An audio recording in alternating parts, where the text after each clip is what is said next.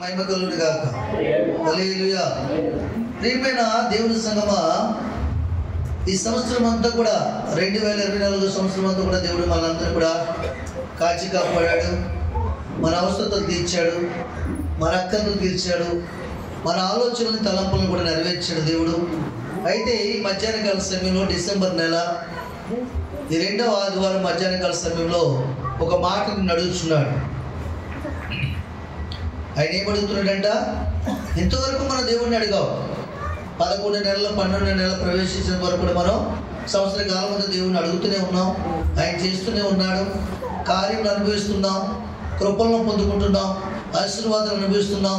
అయితే ఈ ఆఖరి నెలలో, డిసెంబర్ నెలలో, ఈ సంవత్సరంలో ఈ ఆఖరి నెలలో ప్రభు నిన్ను ఒక మాట అడుగుచున్నాడు. ప్రభు నిన్ను ఒక మాట అడుగుచున్నాడు. ఏంటి ఆ మాట అంటే చూపించి మీకు ముందుకు తీసుకెళ్తాను నేను. వాక్యంలో పరిశుద్ధ గ్రంథం నుండి లూకా సువార్త 19వ అధ్యాయం 5వ వచనం చదవండి. యేసు ఆ చోటికి వచ్చినప్పుడు కన్నులెత్తి చూసి, జకయ్యా, త్వరగా దిగురమ్ము, నేడు నీ ఇంట నేను బస చేయవలసిందని అతనితో చెప్పగా, అతడు త్వరగా దిగి సంతోషంతో ఆయనను చేర్చుకున్నాను. దేవునికి మహిమ కలుగును గాక. హల్లెలూయా.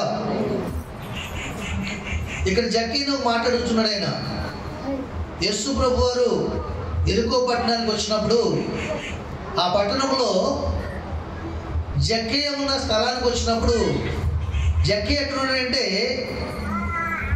ఆయన భూమి మీద చాలా మంది మనుషులు ఆయన కొరకు ఎదురు చూస్తున్నారు, కానీ ఆయనైతే మాత్రం భూమి మీద నుండి ఎదురు చూడటం లేదు. కానీ ఆయన వస్తున్నటువంటి త్రోవకి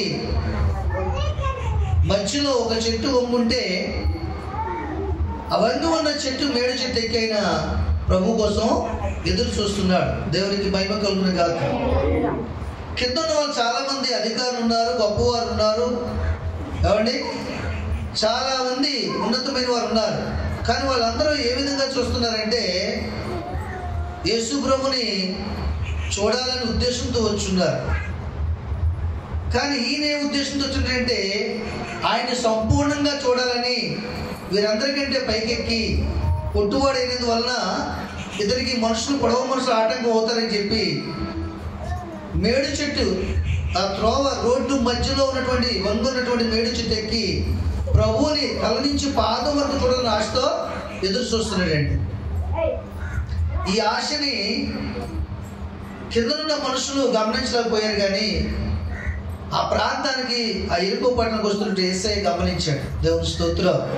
హల్లెలూయా. అందుకనే ప్రభు వాక్యం ఏం చెప్తుందంటే, మనుషులు పైవేసం చూస్తారు, దేవుడైతే హృదయాంతరంగాన్ని చూస్తాడు.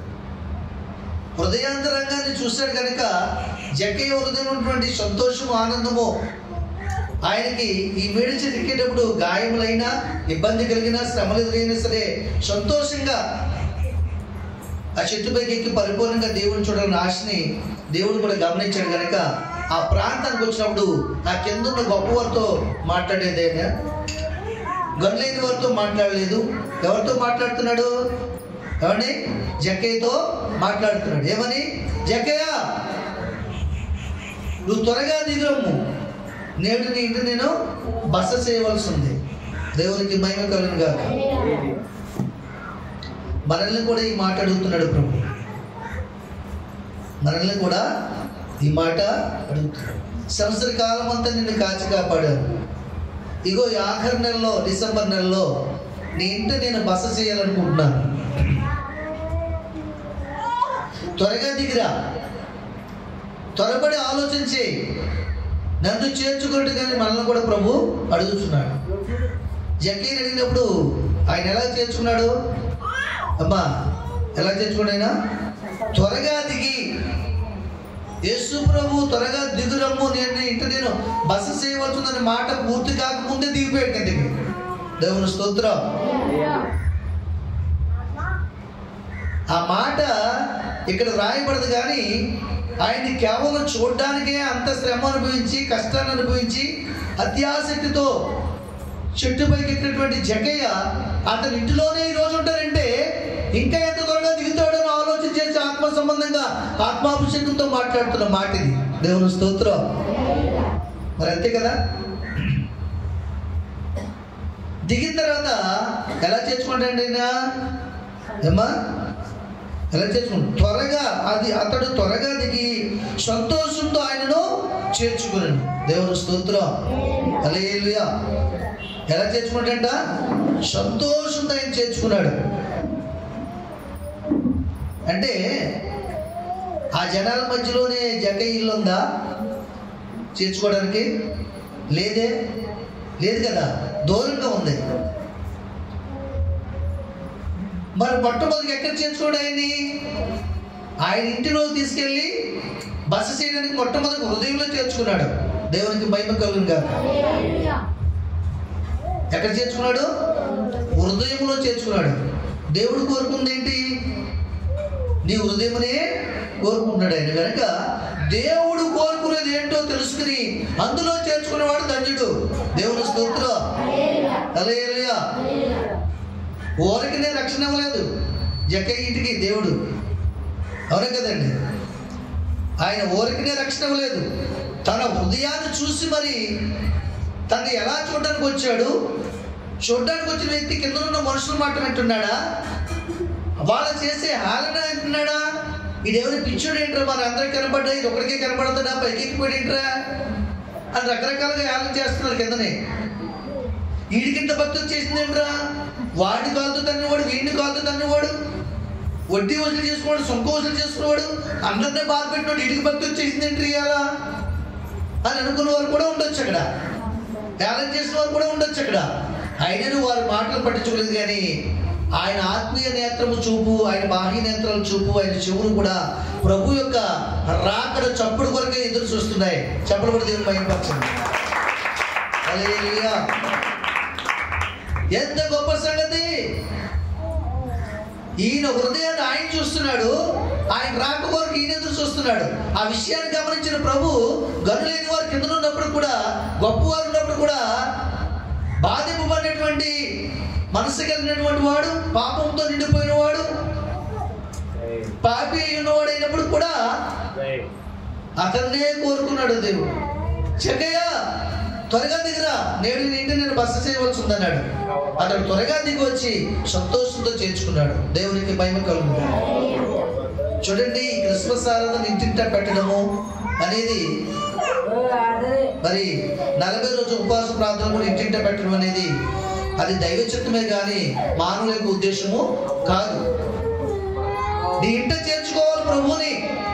ప్రియులారా, ఆయన అడుగుతున్నాడు, ఇదిగో ఈ 11 నెలలని కాసి కాపాడాను, ఈ 12వ నెలలో నువ్వు నా ఇంట చేర్చుకున్నట్లయితే నీ ఇంటికి రక్షణ, నీ ఇంట్లో ఉన్న వారికి రక్షణ, నీ ఇంటికి ఆనందము, సంతోషము, సమస్త ఆనందం దింపబడతావు. నీ ఇంట్లో ఉన్నటువంటి ప్రతి విధమైన రోగములు, ప్రతి విధమైన దుష్టశక్తులు, ప్రతి విధమైన దురాత్మ సమూహం యొక్క కుయుక్తి కట్టులు అంతా కూడా ఏమైపోద్ది? పాలిపోతుంది. యేసు ప్రభు చూస్తే ఏంటంటే నిలబడలేదు. దురాత్మలు నిలబడలేదు. మాతో నీకేం పని వెనక్కి పారిపోయి. దేవునికి మహిమ కలుగును గాక. హల్లెలూయా. క్రిస్మస్ ఆరాధన ఎవరైతే పెట్టుకుంటారో గృహంలో, ఆ గృహంలో ప్రతి విధమైన దుష్టశక్తి కూడా పారిపోతుంది. ఖాళీగా ఉండదనుకోండి, ఆ గృహంలోకి 7 దెయ్యాలు చేరుతాయి.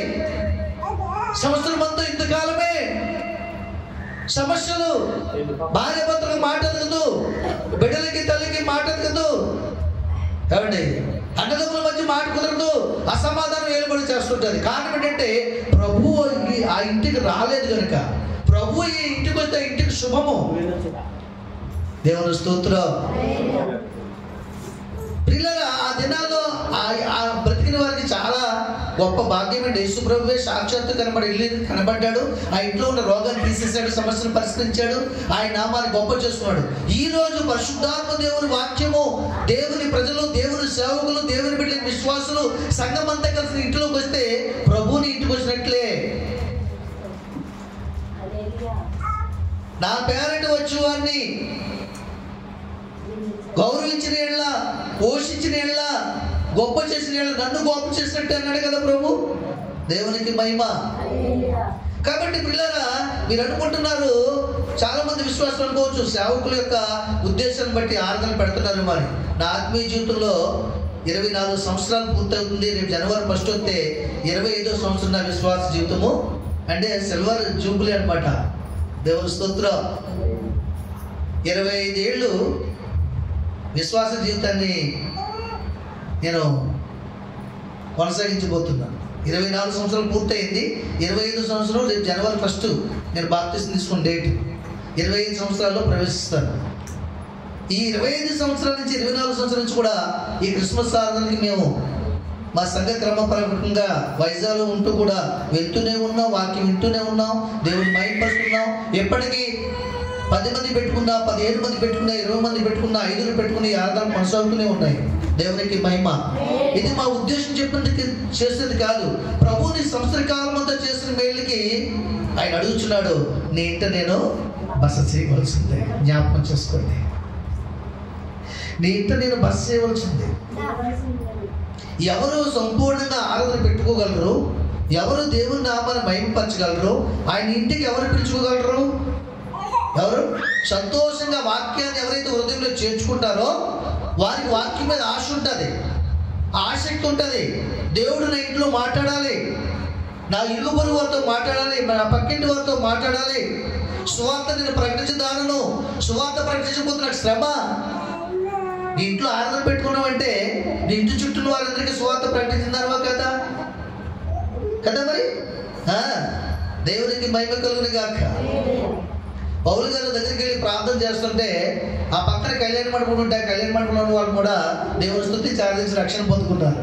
చెప్పలు దేవుని వైపు వచ్చి పౌలు శీలు శ్రమలో ఉన్నప్పుడు ప్రార్థన చేసి పాటలు పడుతుంటే వారితో పాటు సరసాలు ఉన్న వారందరూ కూడా విడుదల పొందుకున్నారు. వారి పాపములు క్షమించబడ్డాయి, వారి శిక్ష తొలగిపోయింది, వారు స్వతంత్రులు అయ్యారు. దేవునికి మహిమ.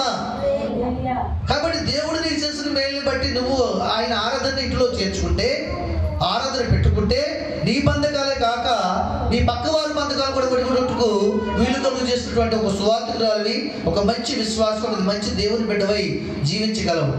దేవుని స్తోత్రం. కాబట్టి ఎవరు అలాగ చేయగలరు? ఎవరు అలా చేయగలరంటే ఎందుకు చేర్చుకోగలడైనా సంతోషంగా? ముందుగానే యేసు ప్రభువును చూస్తే చాలు నా జీవితానికి ధన్యత అనుకున్నాడు. యేసు ప్రభు ఏమన్నాడు? ఏకంగా ఇంట్లోనే ఉంటానన్నాడు ఆయన. దేవుని స్తోత్రం. హల్లెలూయా. అందరూ మామూలుగా వచ్చారు, మామూలుగా వేచి చూస్తున్నారు. ఈయనైతే ఆయన చూడడానికి ఎన్నో కష్ట నష్టాలు దాటుకుని మేడి చెట్టు ఎక్కి, ఆ మేడి ఉన్నటువంటి ఆ చెట్టుకున్నటువంటి ముళ్ళు కూడా అతనికి తగులుకున్నా, గాయములైనప్పుడు ఆయన ఎత్తులో ఉండి పరిపూర్ణంగా దేవుని చూడాలని ఆలోచన కలిగి ఉన్నాడు. పరిపూర్ణంగా దేవుని వాక్యంలో హృదయంలో అయితే ఎవరైతే అంగీకరిస్తారో వారి వాక్యంను ప్రేమిస్తారు, వాక్యం కొరకు జీవిస్తారు, వాక్యం కొరకు ప్రయాసపడతారు, వాక్యాన్ని గొప్ప చేస్తారు, వాక్యాన్నే ఆరాధన చేస్తారు. దేవునికి మహిమ కలుగుగాక. హల్లెలూయా. కనుక ప్రియమైన దేవుని సంగమా, ఆయన అంటున్నాడు, నీ ఇంట నేను బస చేయవలసి ఉంది. ఎందుకు ఇంట బస చేయవలసి ఉంది అంటాడు ఆయన. ఇక్కడ జక్కయ్యని చూశాడు. జక్కయ్య యేసయ్యని పరిపూర్ణంగా చెట్టు మీద చూశాడు. వీరిద్దరి కలయిక చాలా మంచిగా ఉంది. ఈయన ఆశ తీరిపోయింది, కానీ యేసు ప్రభు ఆశ తీరలేదు. ఇంకా ఆయన ఆశ ఏంటో తెలుసా? జక్కయ్య ఇంట్లో ఏముంది చెప్పండి మీరు. అబ్బాయి వాక్యం రండి. జక్కయ్య ఇంట్లో ఏముంది? ఏమో చెప్పండి. పాపపు సొమ్ము ఉంది, పాపంతో నిండబడింది, పన్ను వసూలు చేసింది ఉంది. అనేకులు తన్ని వారి దుకాణాలు కూలగొట్టి వారిని పీకట్టుకుని తోసి వాళ్ళ ధనము బలవంతంగా లాక్కొచ్చి ఇంట్లో కూడబెట్టాడు. దేవునికి మహిమ. దేవుని యొక్క ఉద్దేశం ఏంటంటే, ఎరుకో పట్టణానికి ప్రభు ఎందుకంటే ఆఖరిగా ఆ పట్టణాన్ని దర్శించాడు. తర్వాత సిలువ శ్రమలు ప్రభుకి. ఎరుకో పట్టణానికి ప్రభు ఎందుకంటే ఆ ఎరుకో పట్టణంలో జక్కయ్యని రక్షించాలని ఉద్దేశంతో వెళ్ళాడు దేవుడు. దేవునికి స్తోత్రం. మనం అనుకోవచ్చు, మా బంధువులు ఇంకా రక్షణలోకి రావట్లేదు, మా అబ్బాయిలు రావట్లేదు, మా కుటుంబకు రక్షణ మందుకు రావట్లేదు అనుకోవచ్చు మనం. కానీ దేవుని ప్రణాళిక కూడా ఉండాలి. ఎరుకో పట్టణంలో ఎవరి మీద ప్రణాళిక లేదు, కానీ జక్కయ్య మీద మాత్రం ప్రణాళిక ఉంది. ఎందుకంటే భయంకరమైన పాపి, దుర్మార్గుడు, దుష్టుడు, బలవంతమైన మనసు కలిగిన వాడు, ధనాపేక్ష కలిగిన వాడు, ధనం కోసం ఏమైనా చేయడానికి సిద్ధపడినవాడు, మనిషిని మనిషిగా గుర్తించలేనివాడు. తనని కనుక మారిస్తే ఆ ఊరంతా కూడా నెమ్మదిగా ఉంటుంది, ఆనందంగా ఉంటుంది, సంతోషంగా ఉంటుంది. దేవునికి మహిమ. కాబట్టి దేవుని యొక్క ప్రణాళిక ఉండాలి. అందుకని వాక్యం చెప్తుందంటే, నేను ఆకర్షిస్తాను కానీ ఎవడు నా వద్దకి రాడు, వచ్చినా జీవించలేడు. దేవుని ఆకర్షణ లేకపోతే, మనుషుల ఆకర్షణ వారు వచ్చారనుకోండి, ఆ మనుషులు ఏదైనా తప్పు చేస్తే వీళ్ళు కూడా తప్పు చేసి బతికి ఆత్మీయ జీవితంలో పాడైపోతారు. కానీ దేవుడు తప్పు చేయనివాడు పరిశుద్ధుడు, నిష్కలంక పురుషుడు, కలంకం లేనివాడు, మచ్చ లేనివాడు, మాయ లేనివాడు, ప్రేమ కలిగిన దేవుడు. ఆయనే ఆకర్షిస్తే ఆయన కొరకే జీవిస్తారు. దేవుని స్తోత్రం. కనుక దేవుని ప్రియమైన సంగమా, యేసయ్య ఉద్దేశం ఏంటంటే, నీలోనే కాకుండా నీ ఇంట్లో ఉన్న సమస్త రుగ్మతలను, సమస్త రోగములను, సమస్త బాధలను, అప్పులను, సమస్యలను, నీ బిడ్డలకు ఉన్నటువంటి కఠినమైన మనస్తత్వాన్ని, దుష్ట మనస్తత్వాన్ని నుంచి దేవుడు విడిపించి నీ కుటుంబానికి రక్షణ కలిగించిన ఉద్దేశంతో నీ ఇంట బస చేయవలసిందని మాట్లాడుతున్నాడు ఆయన. దేవునికి మహిమ. నువ్వు ఆలోచన చేస్తున్నావు మంచిదే, కానీ ప్రతి సంవత్సరం ప్రభువుని పిలచలేదేమో. ఒకవేళ పిలిచినప్పుడు కూడా ముందు నీ హృదయంలో చేర్చుకోకుండా పిలుస్తున్నావేమో. జక్కే చేసిన పని ఏంటంటే, ముందు హృదయంలో చేర్చుకున్నాడు సంతోషంగా, తర్వాత తన ఇంటికి పిలిచాడు. హృదయంలో చేర్చుకున్నాడు కనుక త్రోవ మధ్యలోనే పాపాన్ని విడిచిపెట్టిన నిబంధన చేసుకుంటున్నాడు. దేవుని స్తోత్రం. యేసు ప్రభు వెనక వెళ్తుంటే, యేసు ప్రభు ప్రేమ ఎంత గొప్పదో, ఈ లోకంలో చేసిన మోసాలు, దోషాలు ఎంత నీచమైనవో తనలో తను ప్రశ్నార్థకమే వస్తున్నాయట.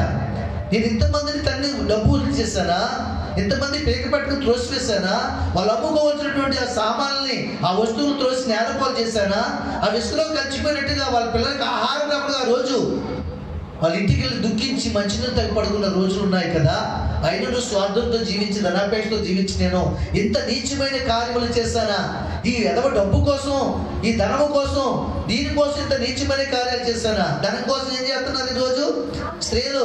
వారి శరీరాలను అమ్ముకుంటున్నారు, వ్యభిచారులు అయిపోయి, పట్టణాల్లోకి వెళ్ళిపోయి, ముంబై, కలకత్తా మహానగరాల్లో ఆ యొక్క వీధులు, ఆ యొక్క స్ట్రీట్లు, ఆ యొక్క వ్యాపార బిజినెస్లు, సంస్థలు అవి అలా ఉన్నాయి. కొంతమంది అవయవాలను అమ్ముకుంటున్నారు, గుండె అమ్ముకుంటున్నారు, ఊపిరితిత్తులు అమ్ముకుంటున్నారు. చాలా మంది ఇలాంటి బిజినెస్ లో ఉన్నారు. చాలా మంది దుర్వ్యాపారం చేస్తున్నారు. దేనికోసం? డబ్బు కోసమే కదా. పోలీసు వారు జీప్ వచ్చి, నలుగురు పోలీసులు వచ్చి ఇంటికి వచ్చి తీసుకెళ్ళి సారా అమ్ముతున్న వాళ్ళు తీసుకెళ్తున్నా సరే సారా అమ్మడం మాట్లాడలేదు. కారణం ధనాపేక్ష. ఎవరిని ఉద్దేశించి మాట్లాడలేదు, జరుగుతున్న సందర్భాన్ని మాట్లాడుతున్నాం. ఈ ధనాపేక్ష కోసం సారా అమ్మని వాడు జైలుకి వెళ్ళకుండా, ఆ పక్కన ఉన్న పేదోడి అతని పేరు చేసుకుని ఓ 10,000 తీసుకుని ఏమవుతున్నాడు? నేనే సారా అమ్మనని కోర్టుకెళ్ళి చెప్తున్నాడు. ఇతను వాయిదాలు తిరుగుతున్నాడు. అమ్మునుడు బాగానే ఉంటున్నాడు. అతను ధనం కోసం అమ్ముతున్నాడు, ఇతను కూడా నేరము తన మీద తీసుకున్నాడు, ధనం కోసమే వేసుకుంటున్నాడు. సరే, మరి ధనం కోసమే ఒక మంచి భర్తను చేసుకుని బిడ్డలకి మంచి జీవితాన్ని కొనసాగించవలసిన స్త్రీ తన శరీరాన్ని నమ్ముకుంటుంది. చాలా దేశాల్లో, దుబాయ్, ఆస్ట్రేలియా, సౌత్ ఆఫ్రికా, ఇలా చాలా దేశాల్లో, కలకత్తా, ముంబై, పెద్ద పెద్ద నగరాలు ఉన్నాయంటే ప్రత్యేకంగా అవి వ్యాపార సంస్థలు. అవి కొయిటా తీసుకెళ్లి ఇదివరకు అమ్మేశ్వరు కూడా. ఇప్పుడు ఆ మోసాలు తప్పుందంటే బంధువులు వెళ్ళడం వల్ల, ఆ బంధువుల ద్వారా వెళ్ళడం వల్ల వీళ్ళకి ఆ బాధ తప్పింది. లేకపోతే మన ముందున్న స్త్రీలు 10 సంవత్సరాల ముందు, 15 సంవత్సరాల ముందు స్త్రీలను తీసుకెళ్ళి బయటికి పంపించుకుంటారు, అమ్మేసేవారు, నానా ఇబ్బందులు పడేవారు. దేవుని స్తోత్రం. ఇదంతా దేనికోసము? ధనం కోసం. జక్కే జీవితంలో కూడా ఎందుకంటే భయంకరమైన సంఘటనలు, ఆలోచనలు కలిగి ఉన్నటువంటి వ్యక్తి ఎప్పుడైతే ప్రభువును హృదయంలో చేర్చుకున్నాడో తన పాపము తన జ్ఞాపకం వస్తున్నాయి, విడిచిపెడుతూ త్రోవను వెళ్తున్నాడు. సరే, గృహానికి దగ్గరికి వచ్చారు, సమీపంగా ఉన్నారు, ఇక గృహం యొక్క వాకిట్లో ఉన్నారు. యేసు ప్రభు ముందు నడుస్తుంది కాబట్టి ముందుగానే ఆయన వెళ్ళాలని ఆలోచన చేసినప్పుడు, ప్రభువా మీరు వెళ్ళొద్దు చెప్తున్నాడు. ఏమైంది? యేసు ప్రభు అంటున్నాడు, వద్దు ప్రభువా, మీకు తెలియదు ప్రభువా. అక్కడేముందో ఆయన తెలియదా? నీ హృదయంలో ఏముందని తెలీదా? నీ ఇంట్లో ఏముందని తెలీదా? తెలుసు కాబట్టి నిన్ను ఇక్కడి వరకు తీసుకొచ్చాడు ఆయన. ఏముంది? ఎందుకు అలా కంగారు అవుతున్నావు? ఎప్పటి వరకు బాగానే ఉన్నా కదా, సంతోషంగా చేర్చుకున్నా కదా, సంతోషంగా ఇంటికి తీసుకొచ్చా కదా, ఏముంది? దుర్వ్యాపారం చేసే వాళ్ళ దగ్గరికి, దొంగోడి దగ్గరికి పోలీసులు వచ్చారు అనుకోండి, కంగారు అవుతాడా? అలాగే ఓ నీతిమంతుని దగ్గరికి, అనీతిమంతుని దగ్గరికి వస్తే అతను అనీతిని కనపరచుకోవడానికి కంగారు అవుతాడు. దేవుని స్తుతిలో. కనుక దేవుని సందులో పిల్లరా అక్కడ జరిగినటువంటి సంగతి ఏంటంటే ఆయన చాలా కలవరం పొందుతున్నాడు జక్కయ్య. అప్పుడు అన్నాడు ప్రభు, ఏముందంటే చాలా పాపం ఉంది నా ఇంట్లో. ఏముంది? చాలా పాపం ఉంది. అదేంటి పాపం? నీ హృదయంలో కదా ఉంటుంది, నీ ఇంట్లో ఎలా ఉంది అని అడుగుతున్నాడు ప్రభు. లేదు ప్రభువా, నా హృదయంలో ఉన్న పాప ఇచ్చలను బట్టి, ఆలోచన బట్టి నా ఇంట్లో కూడా ఆ పాపపు సంపాదనని, ఆ పాపపు ధనాన్ని తీసుకొచ్చి పెట్టున్నాను అంటున్నాడు ఆయన. దేవుని స్తోత్రం. మనుషుని హృదయంలో నుంచి వచ్చిందే మనిషిని పాడు చేస్తుంది, మనసును పాడు చేస్తుంది, మానవత్వాన్ని కోల్పోయినట్లుగా చేస్తుంది, పాపులుగా చేస్తుంది, మంచి వరకు కూడా చేస్తుంది. ఆలోచన. మరి ఆలోచన, చెడిపోయిన ఆలోచన అయితే చెడిపోయిన మార్గంలో జీవిస్తాం, మంచి ఆలోచనలు అయితే మంచిగానే ఉండడానికి ప్రయత్నం చేస్తాం. అది మాట్లాడుతున్నప్పుడు యేసుప్రభు వారికి ఆశ్చర్యం కలిగిందట. ఇతను ఎందుకు ఆశ్చర్యం జరిగింది? ఆశ్చర్యం కలిగింది కాబట్టి ఆయనకి ఒక గొప్ప సంతోషం ఆయన హృదయంలోకి వచ్చింది కాబట్టి ఇతను కూడా అబ్రహాము కుమారుడే, నేను ఇంటికి నక్షల వచ్చింది. ఎస్, జక్కయ్య తండ్రి ఎవరో తెలియదా ఆయనకి? యేసుప్రభు తెలియదా? తల్లి ఎవరో తెలియదా? వాళ్ళ పేర్లు చెప్పొచ్చు కదా. ఎందుకు అబ్రహాం కుమారుడు అన్నాడు? అబ్రహాం నీతిమంతులకు వారసుడు.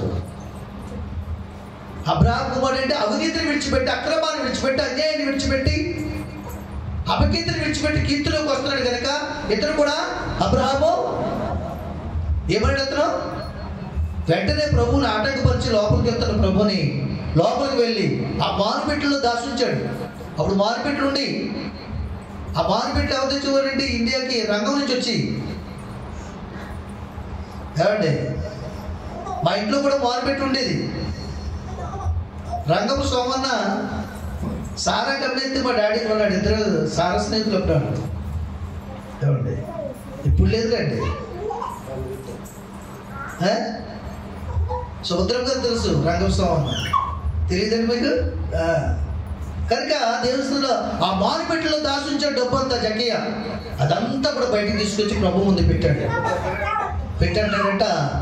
ప్రభువా, ఇదిగో ఈ ధనము చూస్తారా, ఈ పాపపు ధనము, ఈ అడ్డమైన ధనము నేను ఎవరి యొద్ద అన్యాయంగా తీసుకున్నాను అతనికి 2 ఇచ్చేస్తాను. మరి ఇంకా మిగిలిపోతుంది కదా, అదేం చేస్తామని అడిగాడట. ఇది నిరుపేదలైన వారికి ఇచ్చేస్తాను, వారి పేదరికం తొలగిస్తాను. దేవునికి మహిమ. ఎంత గొప్ప సంగతి. ఎవరైనా ఈ భూలోకంలో మానవులైన వారు దేన్నైనా విడిచిపెడతారు, కానీ డబ్బుని బంగారాన్ని మాత్రం విడిచిపెట్టారు. అలాగే చెప్పండి. కానీ విడిచిపెట్టినంటే డబ్బు కంటే, బంగారం కంటే మిన్నైన యేసు మాట నాకు దొరికింది. ఆయన అడుగులో అడుగు వేసుకునే భాగ్యం నాకు దొరికింది. ఆయనతో కలిసి ప్రయాణం చేసే భాగ్యం నాకు దొరికింది. ఆయన అడుగులో అడుగేసుకుంటూ వెళ్తే నిత్యజీవంలో ప్రవేశిస్తాను, నేను నీతిమంతులకు వారసుని అవుతాను. ఎందుకంటే గొప్ప భాగ్యం. ఈ డబ్బు పెట్టి ఆ ఖ్యాతి నేను కొనగలనా? ఆ ధనం పెట్టి నేను కొనగలనా? ఆ రాజ్యానికి వెళ్ళగలనా? దేవుని రాజ్యము, ధనవంతుడు దేవుని రాజ్యంలోనికి చేరడట. ఒంటే సూది పెద్దలే దూరిపోద్దట. ధనవంతుడు మాత్రం దేవుని రాజ్యానికి చేరడని చెప్తుంది కనుక, ఆటంకం కనుక దాన్ని విడిచిపెట్టాడు. దేవుని స్తోత్రం. యేసు ప్రభు యొక్క వాక్యము, ఆయన మాటలు హృదయం ఉంటాడంటే దేవునికి విరోధమైనటువంటి పరిస్థితి ఏదుందో నీ హృదయంలో దాన్ని వెంటనే తీసివేసుకోవాలి. దాన్ని కొనుక్కున్నవాడు అక్కడ ఉన్నాడు. ఎవరు? ఆ డబ్బుని స్వీకరించే వాళ్ళు, రెట్టింపించిన వాళ్ళు కొంతమంది స్వీకరించారు. ఒక వంతించిన వాళ్ళు రెట్టింపు స్వీకరించారు. మిగతాది ఏమీ లేని పేదలు, నిరుపేదలు స్వీకరించారు. మనలో ఉన్న పాపాలను కూడా స్వీకరించడానికి ఒకడు ఉన్నాడు. ఎవడవాడు? అపవాది. వాడే ప్రవేశపెట్టాడు కనుక వాడికి అమ్మేస్తే వాడే కొనుక్కుంటాడు. దేవుని స్తోత్రం. హల్లెలూయా. కనుక దేవుని సన్నిధిలో ఆయన అంటున్నాడు, జక్కయ్య త్వరగా దిగుదా, నేడు నీటి నేను బస చేయవలసి. పిల్లరా, దేవుని సన్నిధిలో యేసు ప్రభువారిని ప్రతి సంవత్సరం ఒకసారి ఉపవాస ప్రార్థనలోనో, కృతజ్ఞత ప్రార్థనలోనో, ఏమండి మేలు చేయి ప్రార్థనలోనో, లేకపోతే పెద్దలైన వారు ప్రభువునందు నిద్రిస్తే స్మారక కూటంలోనో, జ్ఞాపకార్థ కూటంలోనో ఇంటికి దేవుని సేవకులు పిలిచి, సంఘ బిడ్డలు పిలిచి ప్రార్థన పెట్టించుకుంటే ఎంతో గొప్ప మేలు. ఏమవుతుంది ఇంటికి? రక్షణ. రక్షణ అంటే ఏంటి? పాపం నుంచి, శాపం నుంచి విడిపించుట. దేవుని స్తోత్రం. కాబట్టి ప్రియమైన దేవుని సంగమా, అందుకే మనం క్రిస్మస్ ఆరాధన ప్రతి ఇంట పెట్టుకోవాలని ఒక క్రమాన్ని సంఘానికి నేర్పుతున్నాం. పెట్టుకోవాలంటే ఏం చేయాలి? మొట్టమొదటిగా నీ హృదయంలో ప్రభువుని పరిపూర్ణంగా చేర్చుకుని, సంతోషంగా చేర్చుకుని వాక్యాన్ని ప్రకటించాలి. యేసు ప్రభు ఏం చెప్పారు తెలుసండి శిష్యులకి? ప్రతి ఒక్కరికి కూడా నాకు విశ్వాసంగా చేయమని చెప్పలేదు ఆయన. ఏం చెప్పాడైనా? సర్వలోకానికి, సర్వసృష్టికి వెళ్ళి భూదిగంత దిగముల వరకు కూడా మీరు నాకు జనులైన వారిని ఏం చేయమన్నాడు? విశ్వాసంగా చేయమన్నాడా? శిష్యులుగా చేయమన్నాడు. శిష్యులుగా చేయమన్నాడండి, విశ్వాసంగా కాదు. విశ్వాస శిష్యులుగా చేయలేడు. విశ్వాసి కొన్ని విడిచిపెడతాడు, కొన్ని చేస్తాడు. శిష్యుడైతే అన్నీ చేస్తాడు. దేవుని స్తోత్రం. ఓ పనివాడిని పిలుచుకున్నాడు అనుకోండి, ఓ బోధకుడు, ఆ పనివాడు ఆ పని ఏం చెప్పాడు ఆ పని చేసి వెళ్ళిపోతాడు. అదే తన దగ్గర నిత్యం ఉండే శిష్యుడు అనుకోండి, పని అయిపోయిన తర్వాత ఆయన బట్టలు పరుస్తాడు, మంచం వేస్తాడు, స్నానానికి నీళ్ళు పెడతాడు, ఆయనకు అవసరం ఉంటే కాళ్ళు నొక్కుతాడు. శిష్యుడు నొక్కుతాడు అక్కడ. అది మరి అందుకే యేసు ప్రభువు ఏం చెప్పారంటే, విశ్వాసంలా వద్దు, శిష్యుల్లా కావాలి. దేవుని స్తోత్రం. మరి మేమందరం ఏంటి అని మీరు అడగవచ్చు. విశ్వాసులు ఎలా మార్చబడాలి? శిష్యులుగా మార్చబడాలి. శిష్యులుగా మార్చబడాలంటే ఒక పాపిగా ఉన్నటువంటి జక్కయ్య పరిపూర్ణంగా దేవుని హృదయంలో చేర్చుకుని ఏమైనా అబ్రహాము వంశంలో చేర్చబడ్డాడు. దేవుని కుమారుడిగా మార్చబడ్డాడు. శిష్యుల జాబితాలో మార్చబడ్డాడు. కాబట్టి ప్రియులారా, దేవుని సన్నిధిలో ప్రభువు నిన్ను అడుగుతున్నాడు, నీ ఇంట నేను బస చేయవలసింది. ఇప్పుడు చెప్పండి, మీరు మనం ఆరాధన పెట్టుకోవాలొద్దు ఇంటిలో? పెట్టుకోకపోతే ఇల్లు ఎలా ఉంటుంది? ఖాళీగా ఉంటుంది. ఎలా ఉంటుంది? మనుషులతో ఉంటుంది, కానీ దేవుని ఆత్మచేత అక్కడ నింపుదల ఉండదు, కాపుదల భద్రత ఉండదు.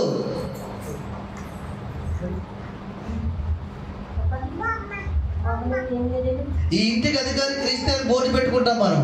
ఆ ఇంట్లో ఎవరు ఉండాలి? అప్పుడు యేసుప్రభు ఉండాలి. యేసుప్రభు అధికారానికి మనం లోబడాలి. అప్పుడు అపవాది బయట నుంచి వెళ్ళిపోతాడు. అలాగే చెప్పండి. బోర్డు పెట్టుకున్నంత మాత్రాన లోనకి రావడం మాట్లాడు. మీకు తెలియదు సంగతి. బోర్డు పెట్టుకుని వచ్చేస్తాడు. మీరు అనుకోవచ్చు వాక్యం ఉంది కదా, మరి ఎలా వస్తాడని. వాక్యం అక్కడ ఉంది, నీ హృదయంలో లేదు కదా. నీ హృదయము నీ వాడికి కావాలి. నువ్వు ఆయన మనిషివి, ఆయన సంబంధివి. ఎవరి సంబంధివి? దుష్టుడి సంబంధం. కాబట్టి నీ గృహంలో వాడు తోడుకొని చొచ్చుకుని మరి వస్తాడు. రా రా అని పిలుస్తున్నావు. అక్కడ వాక్యం బోర్డు లేకపోయినా నీ హృదయంలో వాక్యం ఉందనుకో, వాడు రాలేడు నీ హృదయంలోకి. ప్రతి ఒక్కరికి నువ్వు ఆహ్వానించవు కదా. అవునగా చెప్పండి. మీ హృదయంలో వాక్యం ఉందనుకో, వాడు నీలోకి రాలేడు. హృదయంలో వాక్యం లేకే ఒక దైవజనుడు లేక దెయ్యాలు నలగొట్టగలి వెళ్ళాడంటే. ఎక్కడికి వెళ్ళాడు? దెయ్యాలు నలగొట్టడానికి వెళ్ళినట్టండి. వెళ్తే దెయ్యాలు ఏం చేసేయంట? శుభ్రం కొట్టేసి బట్టలు ఇప్పేసి శుభ్రంగానే చిత్తకొట్టి పంపించాడు. కారణం ఏంటి? ఆయనలో ఏం లేదు, స్వశక్తిని అనుసరించి వెళ్ళాడు. దేవుని శక్తి లేదు.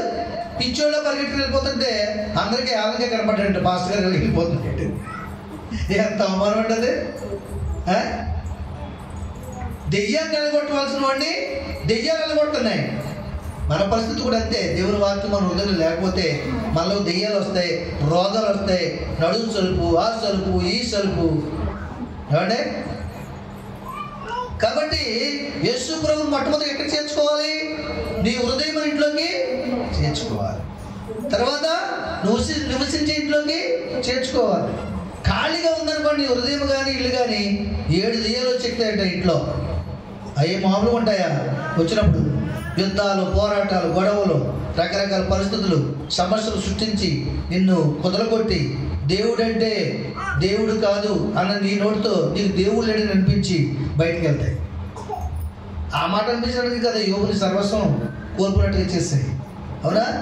దేవుని స్తోత్రం. కాబట్టి నేను అన్నాడు కదా, నేడు నీ ఇంటి నేను బస చేయవలసి ఉందన్నప్పుడు జక్కయ్య ఏం చేసినంట, త్వరగా దిగి సంతోషంతో ఆయనను చేర్చుకున్నాను. అందరూ అది చూసి ఈయన పాపి అయిన మనుషుని యొద్ద బస చేయవలెనని చాలా చనుక్కున్నారట. దేవుని స్తోత్రం. హల్లెలూయా. అందరూ చూసేసరి ఏం చేశారట? లోకం దృష్టికి, మనుషుల దృష్టికి ఎవరు జక్కయ్య? పాపి. కానీ దేవుని దృష్టికి మార్చబడ్డవాడు. దేవుని స్తోత్రం. అది చూసి అనుకున్నారట, ఈయనేంటి బాబు పరిశుద్ధుడు అన్నారు, జీవం కలిగిన దేవుని కుమారుడు అన్నారు, ఎంతో గొప్ప మహిమ కలిగిన వాడు అన్నాడు. ఇతను చూస్తే పరిశుద్ధుడు, నీతిమంతులైన వీళ్ళెవరు? ఎవరి దృష్టికి నీతిమంతులు? లోకం దృష్టికి నీతిమంతులు, దేవుని దృష్టికి మరీ ఎక్కువ నీతిమంతులుగా జక్కయ్య కంటే ఘోరమైన పాపాలు హృదయంలో ఉన్నాయి కనుక ప్రభు మొట్టమొదటిగా ఆయన్ని పిలిచాడు. ఆయన ఇంట్లో ఉండడానికి ఇష్టపడ్డాడు. చదువుకుంటారటండి చాలా మంది. చూడండి, ఎక్కడ ఏం జరిగింది, ఈ ప్రాంతానికి ఏ హాని జరగలేదు కరోనాలో, మీకు తెలుసు సంగతి. మరి ముఖ్యంగా మన గ్రామంలో ఎవరికి కూడా ఏ హాని జరగలేదు. ఎందువల్ల? దేవుడి సన్నిధికి ఉండడం వల్ల, ప్రార్థన చేయడం వల్ల. పొద్దున్నే పాటలతో చదువుకుంటారు కొంతమంది, సౌండ్ ఎక్కువైపోయిందని కొంతమంది చదువుకోవడం, నిద్ర రావట్లేదని కొంతమంది చదువుకోవడం, కొంతమందికి మందు తాగేసి పడుకుని నిద్ర రావట్లేదంట. ఇక రాత్రి అంతా వెళ్తున్నాం మనం. ఏమంటే 6 గంటలకు వెళ్తే 6:30కి ఆపేస్తాం. రాత్రి అంతా బోర్డు కథలెడతారు పైన. ఆ కథలకి ఎవరికి బాధలు అంటే ఇదేంటి? దేవుని కార్యం ఎక్కడైతే జరుగుతున్నట్టు సనుగుడు, సంశయాలు ఉంటాయి. వాటిని అధిగమించి మనం ఏం చేయాలి? ముందుకి వెళ్ళాలి. దేవుని స్తోత్రం. అక్కడ కూడా ఈ జక్కయ్య ఇంట్లో ఉండడానికి దేవుడు వస్తే అది చూసి అనుకుంటారంట. కాబట్టి పిల్లరా, నువ్వు ఆరాధన పెట్టుకోవాలనుకున్నావు, నీ ఇంట్లోనే సరుకులు వస్తాయి. భర్త ద్వారాగా, బిడ్డల ద్వారా, ఎవరొకరి ద్వారాగా. ఇప్పుడు అవసరం అంటావా?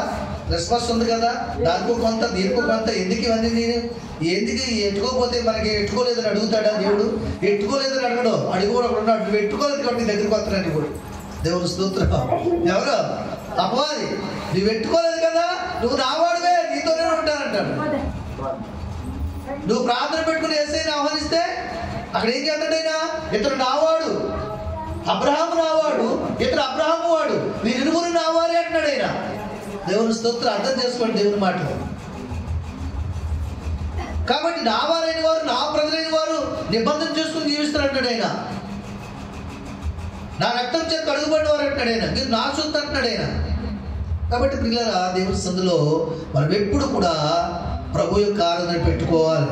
గృహంలో శాంతి సమాధానం నింపబడుతుంది. కాబట్టి గృహంలో కార్యములు జరుగుతాయి. నీ హృదయంలో చేర్చుకోవాలి, నీ ఇంట్లో చేర్చుకోవాలి, నీ దేవుని వాక్యం చేర్చుకోవాలి. అప్పుడు నీ ఎముకలు సొత్తువా, నీ శరీరానికి ఆరోగ్యం. ఇప్పుడు యెహోవా యందు భయభక్తులు కలిగి చెడుతనాన్ని విడిచిపెట్టప్పుడు అన్ని జరుగుతాయి. అంతే కదా, సామెతల గ్రంథాలు చెప్తాడు 3వ అధ్యాయంలో, యెహోవా యందు భయభక్తులు కలిగి చెడుతనాన్ని విసర్జించుము. నా దృష్టికి నేను జ్ఞానిని కదా అనుకోవద్దు, నీ దేవునికి లోబడు. అప్పుడు నీ ఎముకలు సత్తువ, నీ శరీరానికి ఆరోగ్యము, నీ మనసుకు నెమ్మది, నీ హృదయానికి ఆనందం. దేవునికి మహిమ కలుగును గాక. హల్లెలూయా. చూడండి, నేను ఎప్పుడైనా మీకు బాధతో ఉన్నట్టు కానీ, లేకపోతే ఏదో అనాథతో ఉన్నట్టు కానీ, కరోనా టైంలో తప్ప మరి ఏ టైంలో మీకు నేను కనబడలేదు. దేవుని స్తోత్రం. కనబడ్డానా? చెప్పండి. ఎందుకంటే దేవుని స్తోత్రం మనం ఎప్పుడు కూడా ఆరోగ్యంగా ఉండాలి. ఆయన పని చేయడానికి ఆరోగ్యంగా అని అడగాలి. నేను ప్రార్థన చేయలేకపోతున్నాను ప్రభువా, నా మోకాళ్ళను బలపరచు, నా చేతులను బలపరచు.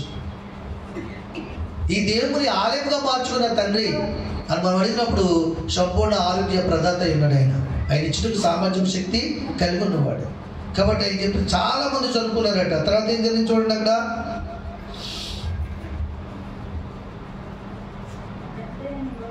జక్కయ్య నిలబడి, ఇదిగో ప్రభువా, నా ఆస్తిలో సగం భాగం నిర్ణయించున్నాను. నేను ఎవరైతే అన్యాయంగా దేన్ని తీసుకుని అతను 4 గంటలు మరలా చెల్లించిన ప్రభుత్వం చెప్పును. అందుకు యేసు, ఇతడు నా అబ్రహాము కుమారుడే, ఎందుకనగా నేడు ఇంటికి రక్షణ వచ్చు. దేవుని స్తోత్రం. అంతేకాకుండా మరొకసారి మరొక దగ్గర ఒక మాట కనబడుతుంది మనకి. నీతిమంతుల గుడారంలో రక్షణ సునాదములు వినబడతాయటండి. దేవుని స్తోత్రం. అంటే నీతిమంతులు ఎవరు ఈ లోకంలో? నీతిమంతులు ఎవరు లోకంలో? యేసయ్య నీతిమంతుడు.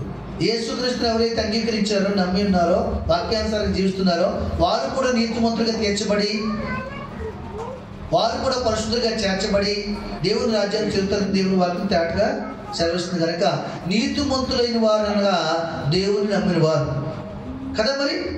కాబట్టి నీతిమంతుల గుడారంలో ఏం వినబడాలంట? రక్షణను కూర్చున్న సునాదంలో వినబడాలి. క్రిస్మస్ ఆరాధనలోనే రక్షణ పాటలు ఉంటాయి, మరి ఆరాధనలో కూడా మరొక పాటలు ఉంటాయి. అదే జ్ఞాపకంతో కూడదు అనుకోండి, చావుకు సంబంధించిన పాటలు, పరలోక పాటలు ఉంటాయి. అదే వివాహం అనుకోండి, పెళ్లికి సంబంధించిన పాటలు ఉంటాయి. అదే కృతజ్ఞత కూడదు, కృతజ్ఞత పాటలు ఉంటాయి. కానీ రక్షణ పాటలు, రక్షణ సునాదాలు ఎక్కడ ఉంటాయి? క్రిస్మస్ ఆరాధనలోనే ఉంటాయి. దేవుని స్తోత్రం. కనుక నీతిమంతుల గుడారంలో ఏముంటుందంట? రక్షణను కూర్చొని సునాదములు వినబడాలి. అప్పుడు నీతిమంతుల గృహంలో చేరి ప్రార్థన చేస్తారు. నీతిమంతుల ప్రార్థన దేవుని చెవుల యొద్దకి వెళ్తుంది. ఆయన అంగీకరించి ఆశీర్వదించి ఆ గృహాన్ని ఏం చేస్తాడు? మారుస్తాడు.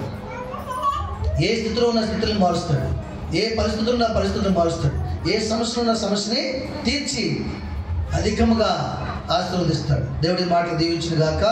ఆమేన్. దయచేసి అందరూ కూడా లేచి నిలబడితే